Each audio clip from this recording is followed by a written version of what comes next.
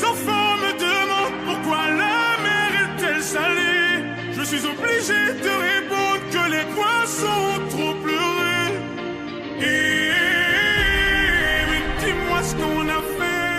Génération Consciente, votre émission de chaque samedi à partir de 15h15, une émission d'éveil de la conscience, une émission qui parle aujourd'hui de l'entrepreneuriat des jeunes. C'est dans ce cadre-là que cette émission a jugé mieux recevoir M. Prosper Roamo, qui est chargé des communications au sein de l'ANADEC. Cher Prosper, bonjour. Bonjour, monsieur le journaliste. Et bienvenue dans l'émission Génération Consciente. En tout cas, merci beaucoup. Merci bien. Nous sommes également avec Alex Mouroula, il est jeune entrepreneur. Cher Alex, bonjour. Bonjour, monsieur le journaliste. Et bienvenue dans l'émission Génération Consciente. En tout cas, avec plaisir.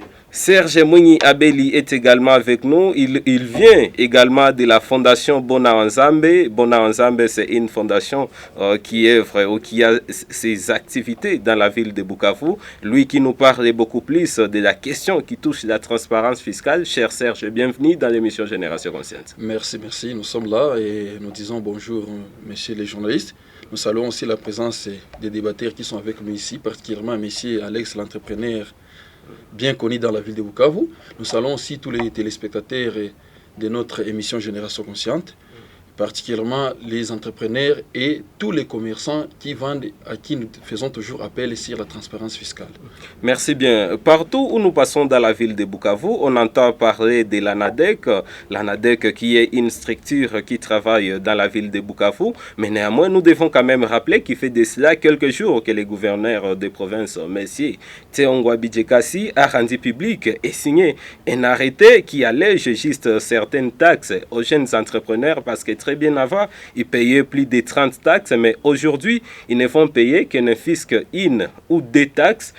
Grâce à cette mesure-là, nous avons jugé mieux lancer ces débats aujourd'hui. Et sans toutefois tarder, nous allons prendre M. Prosper Roamo qui va devoir nous parler en premier lieu de l'ANADEC. C'est quoi l'ANADEC? Oui, merci beaucoup pour la parole. L'ANADEC, c'est l'Agence nationale de développement de l'entrepreneuriat congolais. On était OPEC avant, mais aujourd'hui nous sommes devenus ANADEC. Bon, il y avait... ANADEC, nous sommes là pourquoi? ANADEC, nous sommes là pour les entrepreneurs congolais.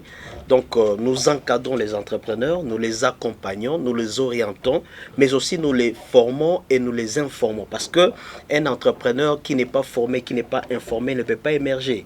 Alors, l'information, c'est au niveau qu'est-ce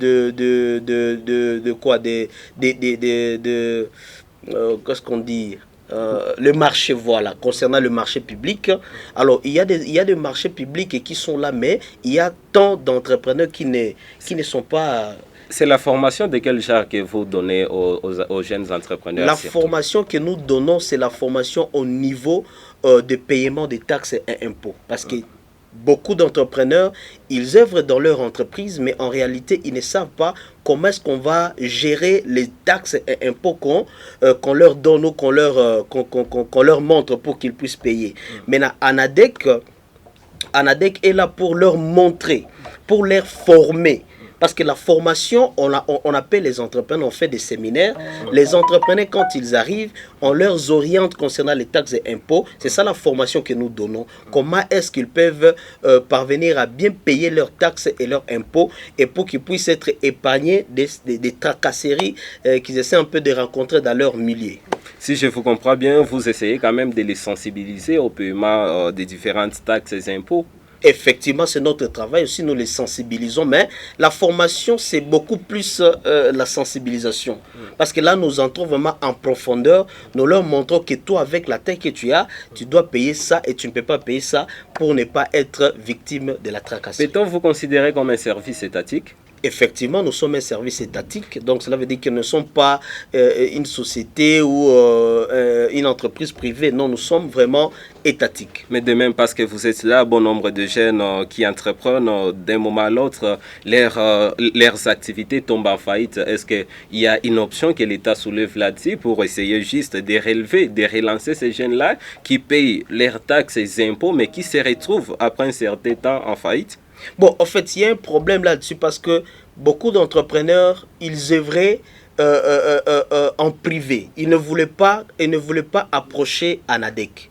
Alors nous ne sommes pas un Dieu qui peut être partout à tout moment, mais pour tout celui, pour tout entrepreneur qui approche ANADEC, d'ailleurs, en premier lieu, c'est une confirmation, il ne peut pas tomber en faillite. Pourquoi il ne peut pas tomber en faillite? Parce que ANADEC va mettre va mettre toutes les voies possibles pour que l'entreprise de cet entrepreneur puisse émerger, puisse évoluer. Donc pour nous, les entrepreneurs que nous gérons, ils ne peuvent pas tomber en fait parce que nous sommes avec eux tout le temps, nous sommes avec eux, nous les accompagnons, nous les défendons. D'ailleurs, lorsqu'ils trouvent des tracasseries sur terrain, l'ANADEC est là pour défendre cet entrepreneur en fait qu'il ne puisse pas tomber en fait. Dans ces pays, le climat d'affaires n'est toujours pas favorable aux jeunes. Oui, le climat d'affaires n'est pas favorable, mais pour ceux-là qui ne sont pas enregistrés chez nous, nous avons tant de témoignages des entrepreneurs du site qui voulaient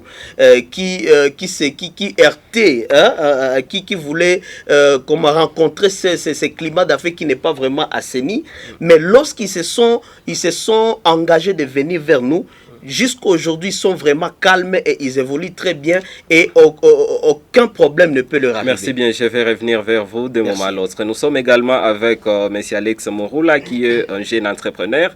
Vraiment parler ou débattre sur l'entrepreneuriat sans toutefois associer les jeunes entrepreneurs est un énorme crime. C'est pour cette raison-là que nous avons jugé mieux relancer M. Alex Morula dans l'émission Génération Consciente.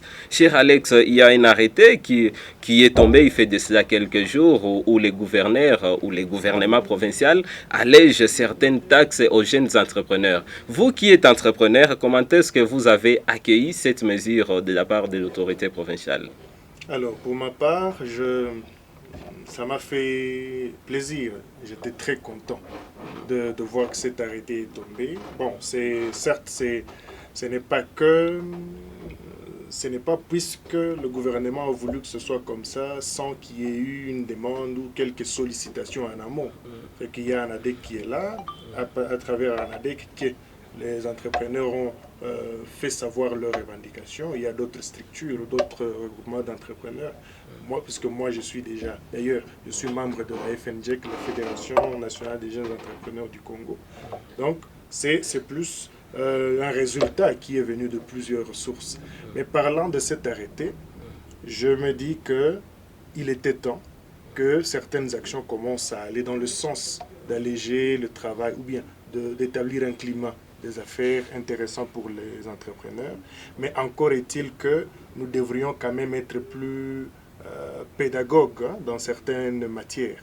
Puisque déjà, quand on parle d'allègement de taxes, j'ai été curieux il y a quelques jours d'entendre un groupe de jeunes comme ça qui disent « Ah, ok, donc moi je peux faire une année sans rien payer à l'État et je suis en train d'amasser mon argent et voilà, faire mon pactole. » J'ai compris que cet arrêté, et je pense que c'est dans le programme de ANADEC ou du gouvernement, doit être accompagné aussi par quelques autres activités de sensibilisation. Oui. Qui doivent permettre à ce que les entrepreneurs sachent exactement il s'agit de quoi exactement. La vulgarisation de l'arrêté en question. Voilà, puisqu'il faut aussi comprendre que ce n'est pas tout ce qu'un entrepreneur paye en tant qu'entreprise qui a été allégé ou suspendu pendant une année. Non, il faut quand même dire qu'il y a certains paiements à l'endroit du gouvernement qui sont du fait de l'exercice ou de la prestation de certaines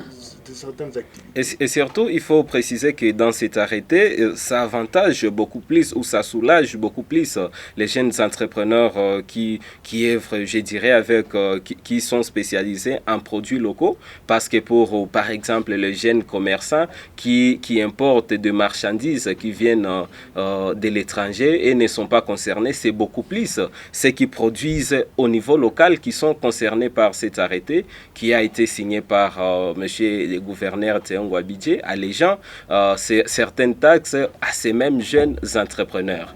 Bon, il faut quand même dire que le texte, il est tel qu'il est.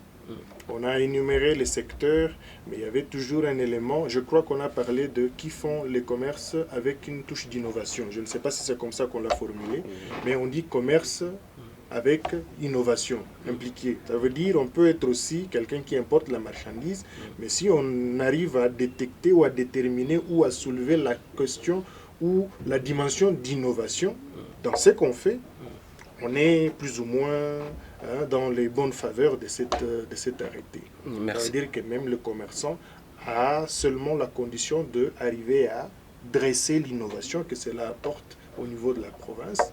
C'est bon. Merci bien. Je reviens vers vous d'un moment à l'autre. Serge Abeli, Fondation Bonawanzambe, transparence fiscale. C'est vraiment très important qu'on en parle avec cette mesure ou cette décision que son Excellence, Monsieur le Gouverneur, a pris juste en faveur des jeunes entrepreneurs. Est-ce que côté transparence fiscale, c'est également une décision qui vous a soulagé? Ou bien vous n'étiez que sur l'alourdissement des taxes qui pourront même faire partir les entreprises du pays? Est-ce que c'est au moins quelque chose qui vous avantage, vous qui êtes de ces services-là, ou vous qui avez ces projets sur la transparence fiscale?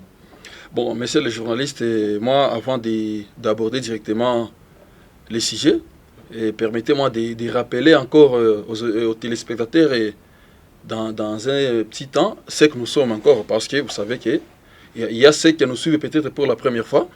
Je parle d'abord un peu de la transparence fiscale. Ces projets que nous travaillons, nous, Fondation Bonawanzambe, à travers moi-même, et avec CEDEJ GEL, c'est un projet qui est en train de sensibiliser les commerçants, les tenanciers des boutiques, des bars, des bis et autres choses, que toutes les personnes œuvrant en RDC est d'abord appelée à payer sa taxe, comme normal. Mais nous sommes en train d'insister sur l'obligation ou l'exigence de la quittance. Donc nous appelons toujours les commerçants qui payent les taxes d'exiger aux agents de l'État, les agents des services qui récoltent ces taxes, de leur livrer des quittances qui va permettre à ce que l'argent qu'ils payent soit tracé. Parce que parfois, nous trouvons que d'un côté, il y a les commerçants qui cherchent toujours à maximiser son capital ou ses intérêts, et parfois, ils collaborent avec ces agents-là de l'État pour qu'ils ne payent pas la totalité de la somme qui revient à l'État comme taxe. Et l'agent de l'État aussi qui accepte parfois cette collaboration parce qu'il sait que si on ne lui donne pas la totalité, il va prendre cet argent et il ne va pas donner la quittance et cet argent va disparaître, il ne sera pas tracé et ça ne va pas entrer dans la trésor public. Entre-temps, la population ou les gens qui ont payé demandent toujours qu'il y ait contrepartie. Et lorsque l'argent n'est pas arrivé dans les trésors publics, c'est qu'il y aura du mal à trouver la contrepartie de la part de l'État. Et alors, pour ce qui est de ces sujets, c'est pour nous d'abord un plaisir de voir que nous sommes avec quelqu'un de l'ANADEC aujourd'hui qui sensibilise les entrepreneurs à payer les taxes et qui les oriente comment payer les taxes et qui fait aussi la vulgarisation des textes sur les taxes et les impôts que les entrepreneurs doivent payer. Pour nous, ce sujet où la mesure prise par l'autorité, c'est une mesure qui doit être saluée par tout le monde. Parce que nous savons qu'il y a les jeunes qui commencent leur petit business avec un peu de moyens. Parfois, on n'a pas de subventions de l'État. Vous vous démenez un peu partout, vous commencez votre petit business et directement, c'est 10 ou 20 services qui vous arrivent à la seconde pour vous demander de payer des taxes. Et parfois, on est embarrassé et au lieu d'évoluer, les jeunes entrepreneurs est bloqué et ça n'évolue pas. Mais alors, comme il y a cette mesure, nous saluons, mais nous appelons seulement l'autorité qui a mis en place cette mesure de savoir les respecter et les faire respecter. Parce que parfois, dans notre pays, il y a des mesures qui sortent, mais l'accompagnement pose toujours problème. Et les gens qui devraient en bénéficier commencent maintenant à se bagarrer avec les services de l'État qui se trouvent sur le terrain. Mais je vais vous reposer la même question que je lui ai posée, parce que nous savons très bien qu'au moins, tel qu'il a également signalé, il œuvre également dans le cadre de la sensibilisation de ces jeunes entrepreneurs ou des différents autres entrepreneurs à payer leurs taxes et impôts. Même chose pour vous. Mais est-ce qu'il arrive des fois que vous prenez au moins un temps qu'ils puissent subventionner les jeunes entrepreneurs pour qu'ils puissent évoluer? Mais vous savez, dans notre projet, nous, on ne voit pas seulement les entrepreneurs, les jeunes entrepreneurs. On voit tout le monde, toutes les personnes qui œuvrent dans des activités génératrices de revenus et qui doivent payer à l'État. c'est cette catégorie qui nous intéresse, nous, en général. Mais pour ce qui est de la jeunesse, faire appel, on le fait toujours. Il y a plusieurs organisations qui le font. Il y a les jeunes qui le font même de manière dispersée, de manière individuelle, parce que les gens souffrent. Vous savez que il y a d'abord un taux exagéré de chômage dans notre pays, qu'on a même du mal à calculer. Alors, quand l'État ne parvient pas à créer des emplois pour les jeunes, vous voyez que c'est un grand nombre de jeunes qui finissent l'université, parfois l'école secondaire. On a du mal à se lancer dans la vie parce qu'on n'a pas de l'emploi. Alors, un jeune, quand vous trouvez quelque chose pour débuter une entreprise, il faut que l'État maintenant soit responsable et soit conscient de dire que ces jeunes, s'ils souffrent ou s'ils sont dans la rue, nous sommes responsables de son état-là. Et maintenant, nous devons intervenir pour que ces jeunes se trouvent un peu à l'aise. Je pense que vous avez vu l'histoire qui a commencé le printemps arabe en Tunisie. C'était juste des choses pareilles. Un entrepreneur qui vendait des légumes et l'État qui n'a pas su vivre sa responsabilité, on est venu empêcher ces jeunes à mener ces activités. Il s'est immolé et directement ça a créé quelque chose qui a touché presque le monde entier. C'est pourquoi on fait toujours appel à l'État de savoir subventionner les jeunes. Et s'il n'a pas subventionné les jeunes, c'est jeunes qui a commencé de lui-même son activité, qu'on lui laisse d'abord cette marge de manœuvre de savoir évoluer. La Fondation Bonanzambe, avec son projet sur la transparence fiscale, sait au moins très bien qu'au niveau du guichet unique à Bukavu, on demande à un jeune qui veut ouvrir son entreprise avec les statuts d'une société à responsabilité limitée, on lui demande ça $70, mais dans les ça $70, c'est seulement $70 qui passent au DGRAD, à la caisse de la DGRAD. Est-ce que vous parvenez au moins à vous rendre sur les lieux pour savoir l'autre $100 est affecté à quelle fin? Bon, vous savez, nos autorités, parfois, quand on parle avec eux, ils savent comment justifier. Et c'est pas cela, c'est pas ce que vous citez seulement. Il y a quelque chose qu'on commence à payer même à la frontière au niveau des DGDA qui n'est pas aussi tracé. Mais quand parfois on pose la question aux autorités, ils ont leur explication qui parfois n'est pas convaincante. Mais vous savez que nous, dans cette campagne, ce n'est pas une guerre directe avec les autorités. Nous sensibilisons d'abord les commerçants parce que ce sont eux qui payent. Alors, vous qui payez, vous devez exiger qu'on vous livre des quittances parce que là, vous savez que l'argent a été déposé dans quelle caisse et c'est tracé. Dire qu'il y a l'argent qui se perd comme ça, c'est presque dans tous les services. Et nous, la manière dont nous sommes en train de travailler, nous ne voulons pas les faire seulement sans côtoyer les autorités. Merci. Il y a même des jours, nous avons été à la mairie, bien sûr qu'on n'a pas vu les maires de la ville, on nous a donné un rendez-vous pour la semaine prochaine, parce que nous voulons seulement travailler avec les gens qui chapeautent les taxes dans notre pays. Je reviens vers vous d'un moment à l'autre, mais cette question va être de même posée à M. Prosper, lui qui est le chargé des communications de l'ANADEC, cher Prosper. Au niveau du guichet unique, on demande ça $70 pour celui qui veut juste ouvrir une société à responsabilité limitée. Mais quand on demande les ça $70 comme ça, c'est $70 qui entrent dans la caisse du trésor public, mais $100 est versé, mais sans justification. Vous qui êtes censé veiller sur les respects, au moins, vous qui sensibilisez non seulement les entrepreneurs, parce qu'au moins vous créez un impôt entre l'État, bien que vous soyez également étatique entre l'État et les entrepreneurs, qu'est-ce que vous faites à ce point-là, vu que les gens se retrouvent vraiment escroqués de cette façon-là? Tant que l'ANADEC est là, pourtant l'ANADEC pouvait quand même essayer de tirer les choses au clair afin que les entrepreneurs se retrouvent au moins dans les aises. Merci beaucoup, monsieur le journaliste. Et ça, c'est vraiment un point très important. D'ailleurs, je me sens bien lorsqu'on parle de ce point parce qu'on l'avait traité chez nous à l'ANADEC. En réalité, ce qui est là, c'est le problème d'information. C'est ce que je vous avais dit, que nous sommes là pour d'abord informer et former. Le problème, c'est l'information. Les gens ne savent pas que l'ANADEC accompagne les entrepreneurs même au niveau du guichet unique. Et si tu es accompagné par ANADEC pour aller retrouver les documents légaux là, au guichet unique, tu ne peux pas tomber dans ce genre de choses-là.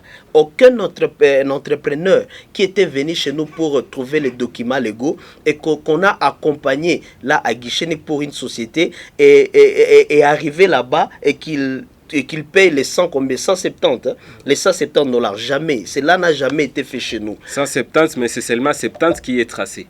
Oui, et les 100 dollars se volatilisent comme ça. On donne comme motif que non, les 100 dollars va servir comme frais de fonctionnement du guichet unique. C'est l'explication qu'on donne, mais sans donner même les récits. Bon, ça c'est un problème parce que lorsque tu vas toi-même là au guichet unique, bon, je crois que tu vas toujours tomber dans ce genre de choses. Mais chez nous, parce que d'ailleurs moi c'est aujourd'hui que je viens d'apprendre que le guichet unique fait payer les entrepreneurs qui veulent trouver des documents légaux, c'est monté ici. Tout ça. Et les RCSM, tout ça. C'est aujourd'hui que je viens d'apprendre ça. Mais nous, lorsque nous allons là, chez Guichet Unique, pour accompagner les entrepreneurs, ils ne nous ont jamais demandé ces montants. Lorsque nous allons là-bas, et je crois qu'ils nous demandent c'est 80 dollars. Le tout, il est dans les RCSM, les 7 documents-là qu'ils livrent. On donne les 80 dollars et ils livrent les documents et nous retournons chez nous. Donc nous ne connaissons pas vraiment les histoires de 170 dollars. Peut-être là c'est pour ces entrepreneurs qui veulent partir et même là-bas. Mais nous, à ANADEC, comme nous venons d'écouter ces cas ici, on va essayer un peu encore de traiter cela afin que le directeur, notre directeur, M. Jean-Paul Okumu, puisse aller voir les directeurs du guichet unique afin de lui parler de ces genres de choses. Merci beaucoup. Oui, surtout parce que je dois tirer les choses au clair à ce point-là. Si vous voulez, une fois ouvrir votre établissement, oui, on demande 80 dollars. Si c'est une société à responsabilité limitée, il demande 170 dollars. Non, ce n'est pas le montant qui est prévu. Normalement, pour un établissement, là, chez Guichet Unique, c'est 30 dollars. Les 30 dollars, là, vous trouvez tous les documents. Nous accompagnons les entrepreneurs là-bas. Et pour une société, maintenant, c'est 80 dollars. Là, c'est une société. Là, vous payez les 80 dollars, on vous livre les documents dont vous avez besoin. C'est juste ça. Mais le montant là que je suis en train d'écouter, vraiment là, ça reste maintenant un cas qu'on va traiter lorsque nous allons arriver à notre bureau. Je vais essayer un peu d'expliquer ces cas à monsieur le directeur pour voir comment est-ce qu'il va approcher les guichets uniques pour essayer un peu d'amener la solution là-bas. Très important parce que j'ai mené des investigations à ce point-là. Moi-même, j'étais surpris, surtout au niveau, juste quand j'ai constaté que les 170 sont payés, mais celles 70 restent dans la caisse du trésor public et les 150 sont considérés comme frais de fonctionnement du bureau. Pourtant, c'est un service étatique et encore un service du ministère de la Justice. Moi, j'étais surpris parce qu'on ne donne même pas un bordereau ou un récit pour les 100 dollars. Cher Alex, nous sommes également avec vous. Vous êtes jeune entrepreneur. Au moins, vous savez beaucoup de choses sur ce qui se passe dans notre société ou dans notre communauté lorsqu'on parle des relations qui existent entre les services étatiques, les services d'assiette et les entrepreneurs.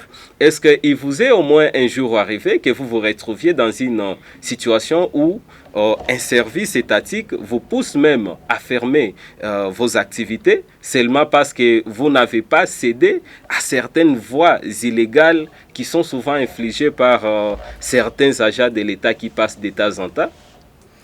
Bon, ça ce n'est pas un secret, ça c'est la vie, c'est la pratique chez nous, ce n'est pas que Bukavu, c'est toute la RDC. Oui, si vous le permettez, je pose cette question parce que l'émission se dénomme Génération Consciente. Ici, nous parlons de tout pour que chacun qui nous suit essaye de prendre au moins conscience afin que nous essayions au moins d'éveiller les consciences déjà et savoir ce qu'ils peuvent faire. C'est pour cette raison-là que je pose cette question parce que vous, en tant qu'entrepreneur, nous avons quand même besoin de vos témoignages afin que nous sachions des orientations que nous pouvons prendre juste à l'issue de cette émission. Votre passage sur Hope Channel TV dans l'émission Génération Consciente, ça peut permettre à ce que certaines choses changent. C'est dans ce cadre-là que s'inscrit également cette émission. Vous avez la parole. Voilà, ce que j'ai relevé, quelque chose de très capital dans les propos de M. Prosper, c'est qu'il s'agit de l'information.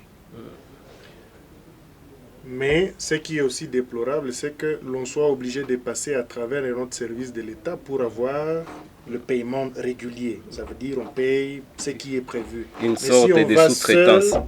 si on va seul, ça bloque. Et pourtant, le guichet unique, il n'est pas prévu qu'on doit d'abord passer par un ADEC ou par un autre service pour que le guichet unique vous fasse payer ce qui est prévu par la loi. Ça, c'est un manquement, ça, c'est du vol. Nous devons quand même, s'il s'agit des frais de fonctionnement, ils n'ont qu'à institutionnaliser cela. Faites un document que l'on sort, les $100 sont figurés sur une quittance, là où on dit on a payé $100 qui sont de frais administratifs. Et on va partir comme ça. Imaginez par exemple, vous êtes entrepreneur, vous savez que chaque dollar que vous sortez dans la création, tout comme dans le fonctionnement de l'entreprise, c'est de l'argent à comptabiliser. Alors cet argent-là, les $100, on va mettre ça au compte de quoi dans une comptabilité, sans pièce justificative. Mais j'ai quand même un autre élément à ajouter, c'est que les entrepreneurs que nous sommes, que je suis, nous ne sommes pas toujours informés. C'est pourquoi je rentre sur la question information. Puisque nous sommes la plupart des fois victimes de notre propre ignorance. Nous ne savons pas ce que nous devons payer et à quelle hauteur nous devons le payer et auprès de qui nous devons le faire.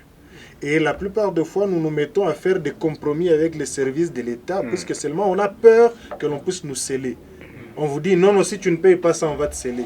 Mais encore est-il que ce service de l'État soit celui-là chez qui tu dois payer ce qu'on est en train de te revendiquer. Ou que ce soit une chose qui t'est opposable, toi, par rapport à ton secteur d'activité. C'est pourquoi j'ai dit, même pour la question d'allègement, le point le plus intéressant et le plus appréciable pour moi dans cette construction qu'on a faite, c'est le fait de demander aux entrepreneurs, passez par l'ANADEC, on vous informe quand même ce que vous devez payer, vous, par rapport à votre secteur d'activité et ce que vous ne devez pas payer. Et lorsque un agent de l'État viendra te demander ça plutôt que ça, appelle le DP de l'ANADEC, dire, ils sont en train de me demander de payer ceci. C'est cette attitude-là. C'est vrai, on est obligé de passer par là, mais il se trouve que sous d'autres cieux, on n'est pas obligé d'appeler ANADEC pour qu'on vous fasse payer ce que vous devez payer normalement. On doit quand même avoir des services de l'État consciencieux et qui respectent la loi dans le cadre de ce qu'on doit payer et ce qu'on ne doit pas payer. Mais ça me permet aussi de revenir à ce que M. Serge a dit. Et effectivement, en dernier lieu, il a dit qu'ils ont été à la mairie pour demander demander un rendez-vous.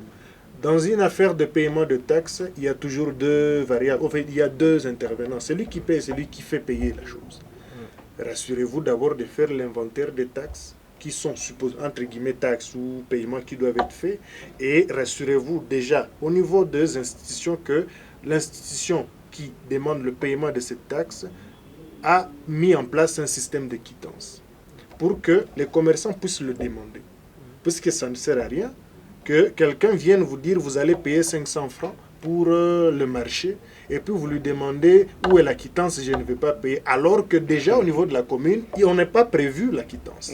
Alors si déjà la commune a prévu la quittance, le commerçant a un droit de demander ou d'exiger ou de dire mordicus, je vais avoir la quittance et peut-être qu'on va finir par lui donner. Mais si la quittance n'est pas établie, si le système n'est pas prévu comme ça, qu'est-ce qui va se passer? C'est cela juste des sérieux problèmes parce qu'ils ne font pas seulement attaquer l'État, mais vous avez également votre part des responsabilités, vous qui êtes entrepreneur, parce que tel que vous venez de le dire, on constate souvent dans notre société ces entrepreneurs-là qui souhaitent mieux arranger avec ces agents de terrain qui sont souvent envoyés pour aller recouvrer au lieu que ces mêmes entrepreneurs empruntent les voies qui soient légales pour payer leurs taxes, ils choisissent mieux de grignoter quelque chose, une bouteille, et la donner à cet agent-là qui est venu, à cet taxateur qui est venu pour que l'on lui couvre et ça se passe comme ça. Pourtant, dans ce même angle, quand cet agent passe, il finit par renvoyer un autre qui pourra de même passer.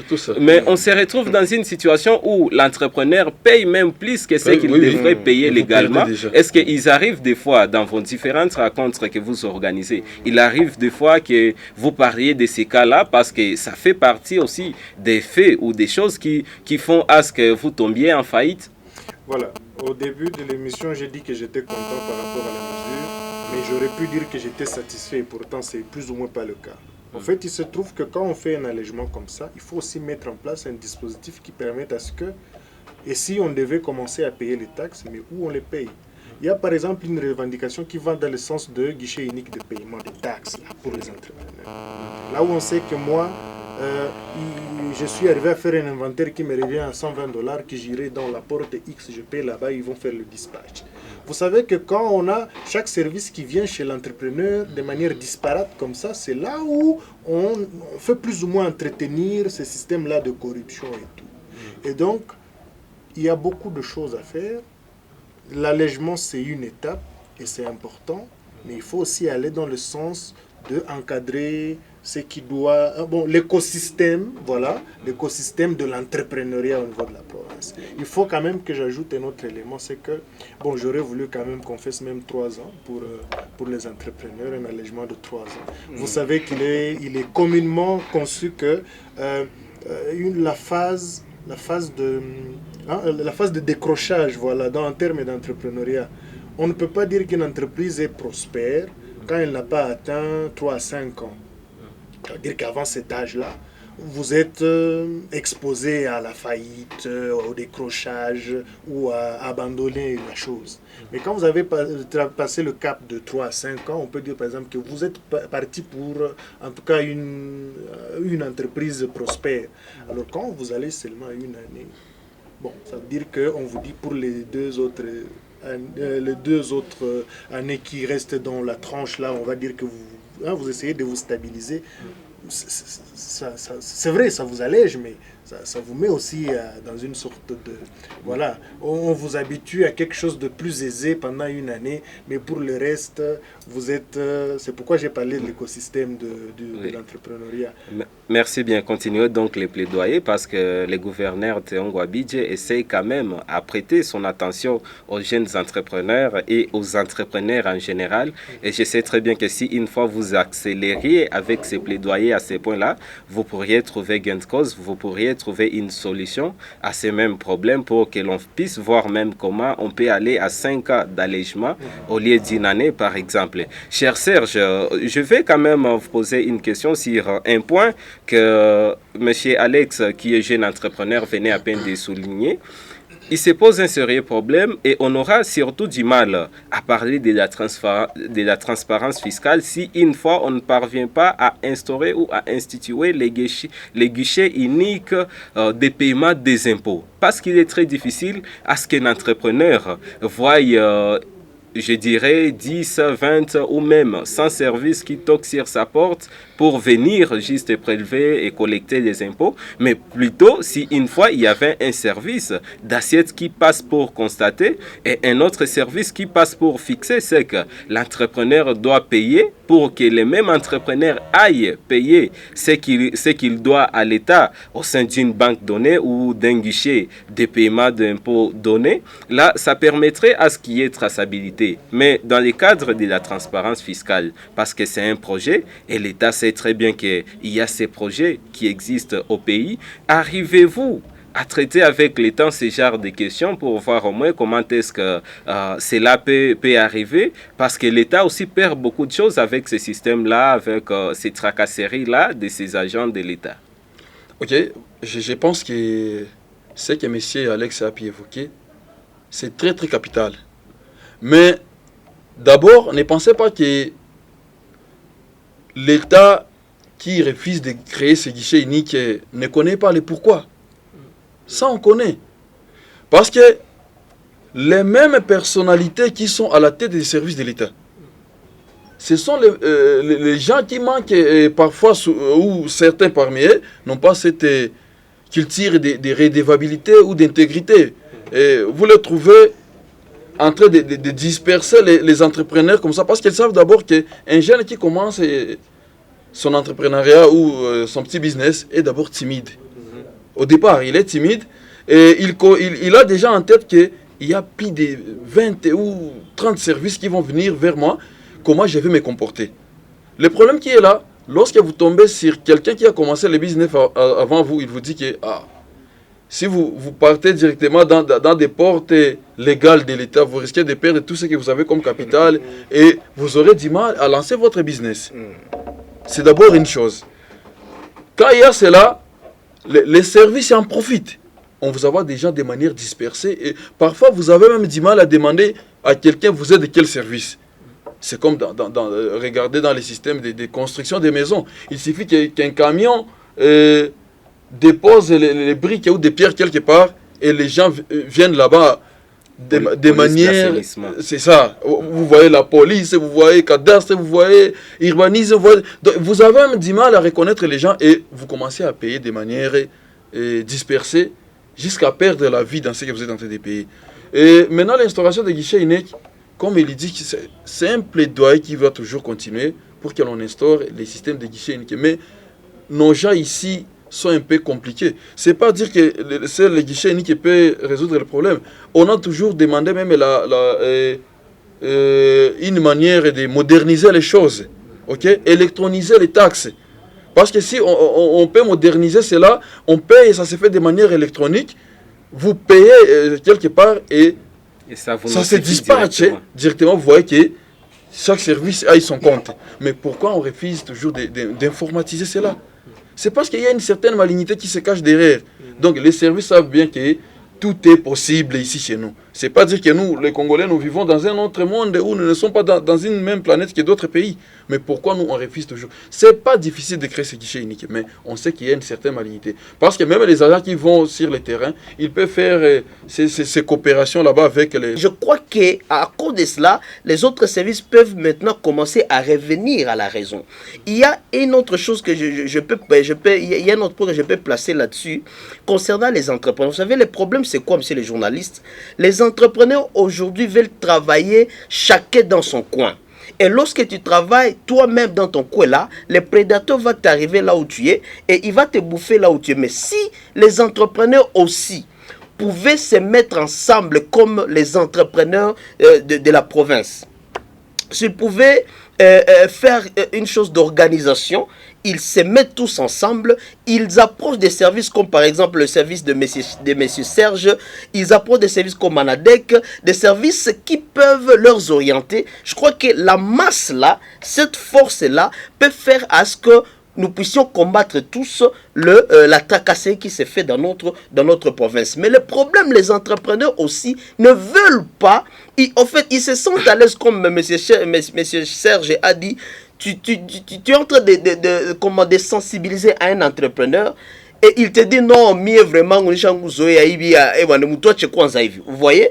Et là, ça devient un problème. Il faut que les entrepreneurs aussi s'organisent, qu'ils se mettent ensemble, qu'ils soient vraiment nombreux. Et lorsqu'ils seront nombreux quand même, pour faire face à d'autres services de l'État, là, ça sera un peu facile. Mais lorsque tu es seul, tu es un seul entrepreneur, les 10 services, comme M. Serge l'a dit, les 10 services arrivent chez toi. Comment est-ce que tu vas te comporter? Mais dans la logique des choses, c'est souvent les sensibilisateurs qui se rendent sur le terrain pour aller sensibiliser. Pourquoi c'est les entrepreneurs qui doivent toujours venir vers vous? Prenez-vous le temps de vous rendre sur le terrain et rencontrer ces entrepreneurs pour juste les dire que vous existez, parce que bon nombre de gens, bon nombre d'entrepreneurs ne savent peut-être pas que vous existez. Voilà, comme je viens de le dire ici, c'est quoi? Le problème, lorsque tu arrives à... C'est pas à dire que nous ne sensibilisons pas les entrepreneurs. C'est pas à dire que nous n'allons pas vers les entrepreneurs. Il y a des fois où Anadec organise des descentes sur terrain pour que nous puissions aller sensibiliser ces entrepreneurs. Mais le problème... Même ici, c'est un terrain. Pardon? Même et même ici, à la télé, c'est aussi un terrain, vous voyez. Mais le problème maintenant que je suis en train de dire, c'est quoi? Lorsque tu vas sensibiliser cet entrepreneur, tu lui montres que le fait de venir et d'être avec un service qui va t'aider, vient pour que tu puisses quand même émerger. Pour que lui quitte là-bas pour venir maintenant chez toi, ça devient un problème. Lui, il préfère rester dans son coin, il préfère travailler lui seul. Et c'est ça le problème qui leur arrive là où ils sont. Donc nous allons vers les entrepreneurs, mais eux ne veulent pas venir vers nous. Alors que comme je dis lorsqu'on m'avait donné la parole, nous ne sommes pas des dieux, ne sommes pas omniprésents, ne sommes pas partout. Lorsque vous avez un problème là, chez vous, là où vous êtes en train de travailler, c'est à vous de nous faire signe. C'est à vous maintenant de nous contacter, comme monsieur Alex aussi a dit. C'est à vous de nous contacter. Anadek, il y a quelqu'un qui vient de passer ici, il me demande ceci, il me demande cela. Là, nous allons intervenir directement pour que vous puissiez quand même être à l'aise dans votre entreprise.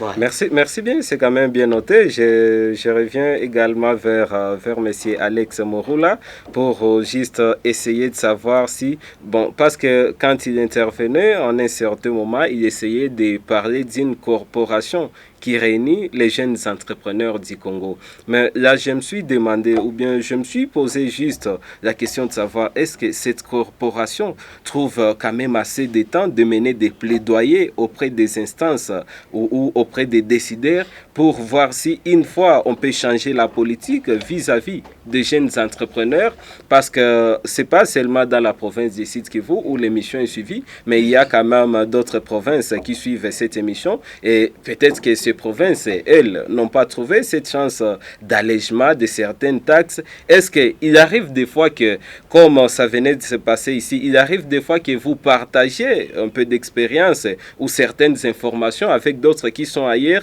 pour voir comment est-ce que certaines mesures qui sont jugées bonnes, qui ont été prises par les décideurs, peuvent être rendues ou bien peuvent s'appliquer même ailleurs avec les initiatives de jeunes entrepreneurs qui peuvent mener des plaidoyers au sein des gouvernements provinciaux de leur province?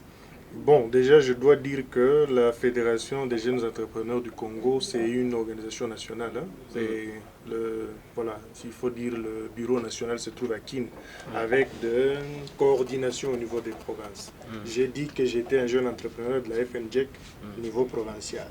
Et nous avons un groupe intéressant de jeunes entrepreneurs qui partagent un peu notre vision de l'entrepreneuriat et qui partagent le combat que nous menons vis-à-vis du climat dans lequel les entrepreneurs œuvrent. Il faut aussi noter que nous faisons des plaidoyers. On a été à plusieurs reprises, déjà même avant que le guichet unique ne soit momentanément fermé, on a été le voir effectivement pour ce genre de discussions. Et si j'ai rebondi à ce que M. Prosper a dit, que quand on vient chez Anadek, on fait payer $80, c'est ce qu'il a dit. Et je me rappelle même qu'on tendait vers, je crois qu'on a finalisé cette histoire, quand un entrepreneur passe par une certaine structure qui a déjà approché le guichet unique et qui a déjà fait un certain plaidoyer en rappelant que la loi ne dit pas ça, c'est un entrepreneur qui passe dans les normes telles que c'est prévu.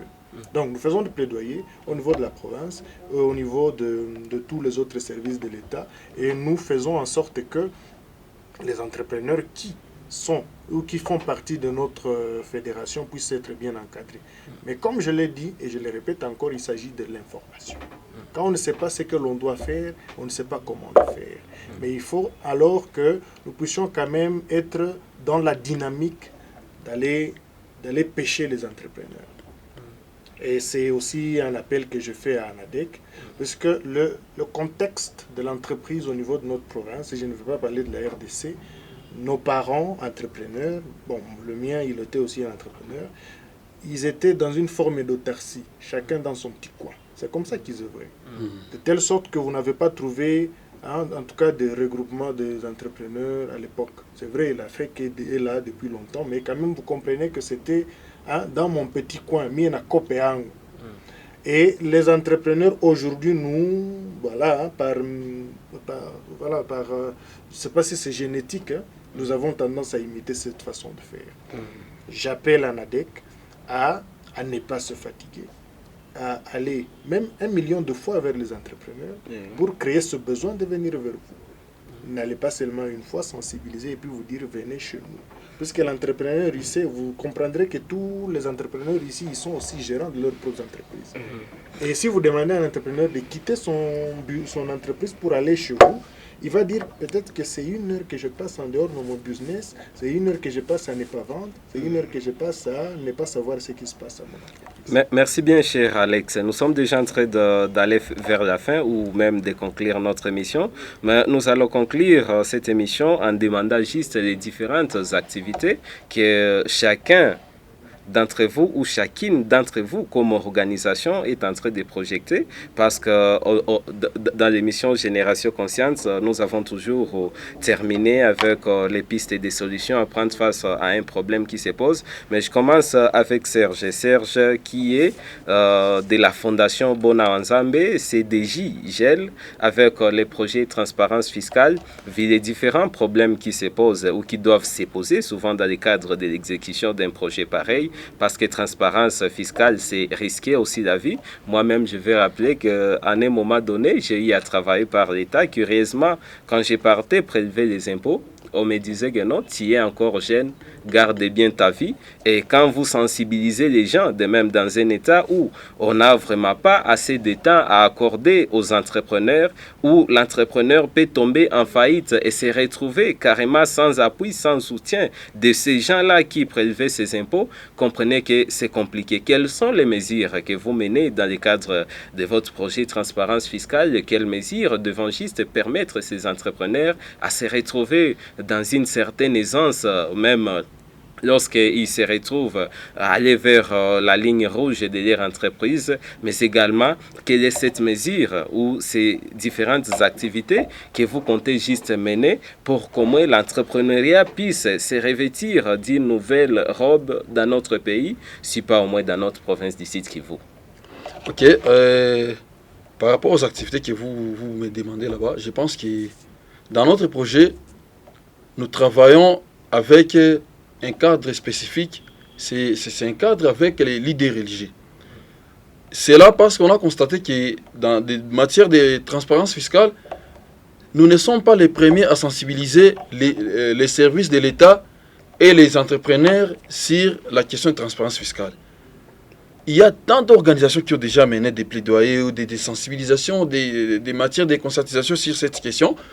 Mais les gens n'arrivent pas toujours à changer. Il y a même les interpellations, les emprisonnements, beaucoup de choses, des saisies, des choses dont on a tiré dans des corruptions pareilles, mais les gens n'ont pas toujours changé. C'est pourquoi nous, la particularité, nous travaillons avec les leaders religieux, sachant que et les agents de l'État qui travaillent, qui récoltent ou qui collectent les taxes, sont d'abord fidèles des différentes églises ou des différentes confessions religieuses de notre milieu. Et les entrepreneurs aussi, les commerçants, pareil, sont aussi fidèles.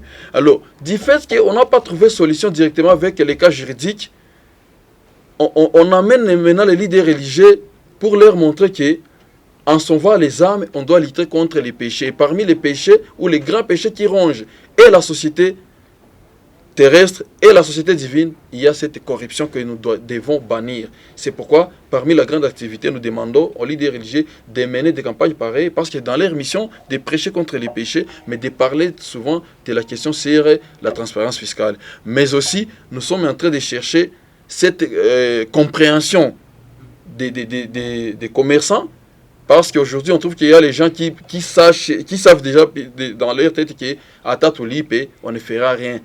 Et on ne donne qu'à l'État, mais il n'y a pas la contrepartie. Donc, les commerçants ont déjà cela en tête. Il faut d'abord laver dans leur tête cet esprit que l'État ne fait rien pour nous. Et du côté de l'État aussi, il faut qu'on les ramène à envoyer les agents intègres sur le terrain pour qu'ils sachent que l'argent qu'on est en train de payer comme taxe n'est pas leur argent propre, parce qu'ils pensent que ce sont des... Merci bien, cher Alex, pour votre contribution. Tel que je l'ai dit, nous sommes déjà en train de finir notre mission. Serge, quel est le dernier message que vous lancez à tous qui nous suivent à pareil moment? Bon, moi, le message que je lance à tout le monde, c'est de dire à la population que nous sommes là pour vous. Nous sommes en train de lutter toujours contre la corruption. Nous demandons à tous les commerçants, à tous les entrepreneurs de ne pas refuser de payer la taxe. Il faut toujours payer la taxe parce que c'est ce qui va donner à notre État force de travailler et de faire des missions de contrepartie. Et nous appelons aussi aux agents de l'État d'avoir cet esprit d'intégrité et de redevabilité et considérer que tout ce qui est payé comme taxe ne leur appartient pas, mais ça appartient à l'État. Donc nous voulons assez que l'on paie les taxes et que la quittance soit livrés pour qu'il y ait transparence, pour qu'il y ait traçabilité sur l'argent qu'on paye jusqu'à ce que ça atteigne les trésors publics. Aux agents de l'État de jouir également d'une certaine éthique dans les prélèvements, également collecte des impôts. Cher Prosper, nous finissons déjà cette émission. Quel est le dernier message que vous lancez à tous ceux qui nous suivent à pareil moment? Oui, le dernier message que je peux lancer, c'est d'être unis. Je vais demander aux entrepreneurs qui sont en train de nous suivre, vraiment, soyons tous unis afin de combattre ce fléau de la tracasserie dans notre province du Sud Kivu.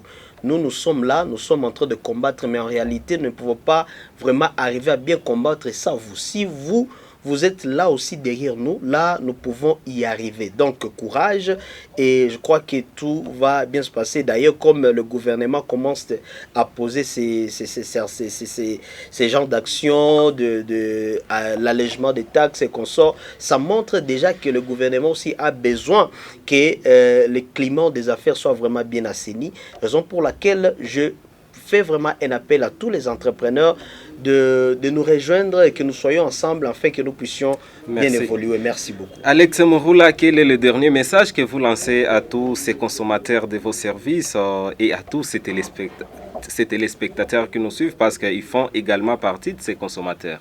Alors, je leur dirais de venir consommer nos services.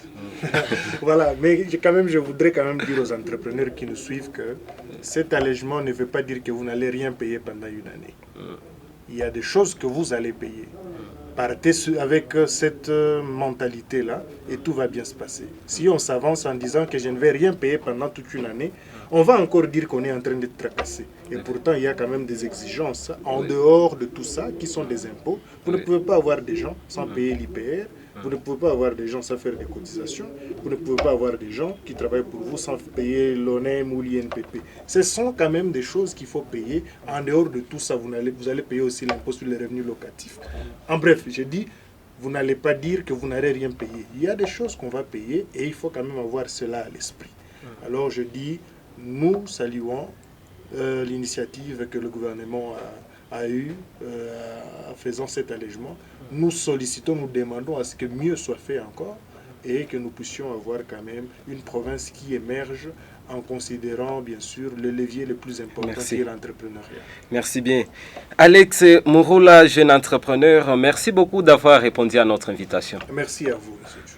Prosper Roman, chargé des communications au sein de l'ANADEC Sud Kivu, merci beaucoup d'avoir répondu à notre invitation. C'est moi qui vous remercie.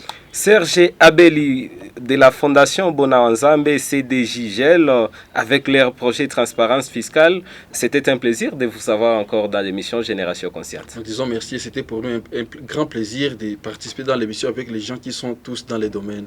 Merci. Merci bien. Très chers téléspectateurs et téléspectatrices, c'était un plaisir de vous savoir également très nombreux à suivre l'émission Génération Consciente, une émission de vie de la conscience, une émission que vous suivez souvent grâce à la présentation de Sami Baloumé. Je sais très bien que chaque samedi à partir de 14h15, vous serez toujours connectés et chaque mardi à partir de 20h20, toujours connectés et chaque vendredi à partir de 21h, Génération Consciente, c'est une émission qui vous pousse juste de savoir beaucoup plus sur les différentes évolutions ou sur différentes choses qui évoluent dans notre pays. C'est de même que nous ne cessons de remercier Hope Channel TV qui ne cesse de nous accorder cet espace afin que nous puissions édifier encore une fois de plus la population. Ainsi, Richard Mouini était derrière la caméra, Sami Birindoa du côté de la régie. Merci bien à vous tous et restez connectés et branchés aux antennes de Hope Channel TV car les meilleurs sont toujours à venir.